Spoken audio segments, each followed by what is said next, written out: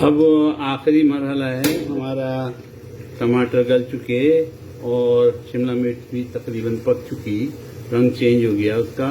अब आखिरी मरहले में हमने जो कुकर में चिकन गलाई थी उसमें मसाला डाल के पका दिया था, तो मैंने इसके अंदर डाल दूंगा और मैंने इसके अंदर डाल दिया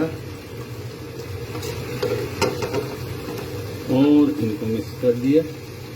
अल्हम्दुलिल्लाह हमारी चिकन शिमला मिर्च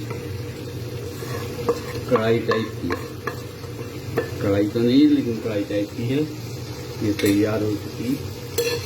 मैं थोड़ा सा इसमें ये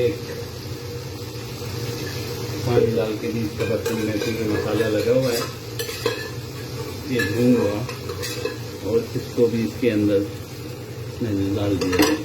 अल्हम्दुलिल्लाह रब्बिल आलमीन। मैंने एक नींबू का टुकड़ा, मैं फ्रीज़र में एक नींबू काट के रखता हूँ, वो रखा हुआ था, वो भी इसमें डाल दिया। वो जैसे ही गल जाएगा नींबू का टुकड़ा नरम हो जाएगा तो इसको मैं निचोड़ दूँगा, ये नींबू का टुकड़ा। अब हमारी चिकन शिमला मिर्च ज़बरदस्त किस्म की तैयार हो चुकी। गार्निश के लिए ऊपर हम धनिया डालेंगे। ये धनिया पड़ चुका, वो के वो धनिया चूल्हे से उतारने के बाद डालना चाहिए, लेकिन मैंने आपको दिखाने के लिए थोड़ी तौर पर डाल दिया। अल्हम्दुलिल्लाह धनिया मज़ा देगा। हरा धनिया,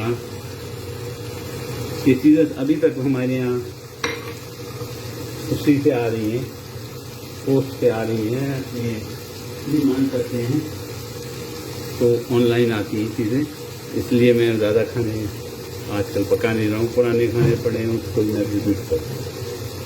उम्मीद है आप पकाएंगे, उम्मीद है आपको समझ में आ गया और मुझे दुआओं में याद रखिएगा।